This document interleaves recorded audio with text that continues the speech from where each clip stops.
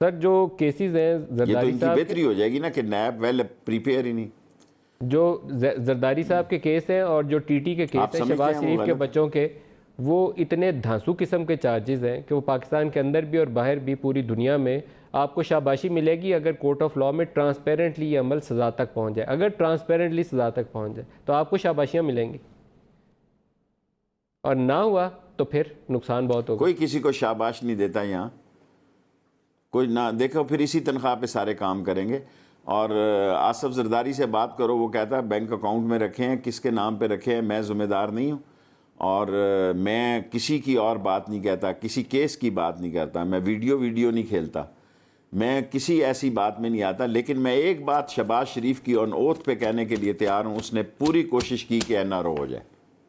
کسی اور بندے پہ یہ الزام نہیں لگا. کس کے ذریعے کوشش نہیں ہوا تو اب آپ کو بھی پتہ ہے، مجھے بھی پتہ ہے. اب میں اتنا بھولا نہیں کہ آپ کو میں نے کہا نا، آپ سوال مجھے 101 کرے، جواب بے شک میں ایک کا دوں، وہی دوں گا جو میں دے سکتا ہوں. سر صرف اتنا بتا دیں، قطر کے ذریعے یا جدہ کے ذریعے؟ دیکھیں اس وقت تو میرے سامنے نہ قطر تھا نہ جدہ تھا، اور جدہ ان سے بھر چکا ہے.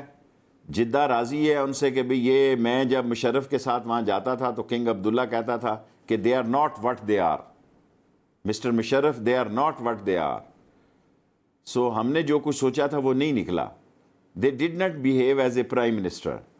یہ میں ایک، آپ کو یقین ہونا چاہیے میں غلط بیانی سے بات نہیں کر سکتا. پھر پیچھے قطر والی تو آپشن یہ کنگ عبداللہ نے میری موجودگی میں کہا. آپ کی بات سے ایک چیز تو ہم اخذ کر سکتے قطر ہیں، شطر کی تو بات اخذ کر سکتے ہیں ہم، آپ نہ کہیں کہ قطر والی بات. اخذ آپ جو مرضی کریں. میرے سامنے قطر کی، مجھے شہباز شریف کے قطر کی، گو میں نے یہ پڑھا کہ حسن حسین قطر گئے، حسن گیا یا حسین گیا، اور جو مسئلہ ہوا اگر گیا یا نہیں گیا، لیکن میرے سامنے قطر کی کوئی بات نہیں ہوئی.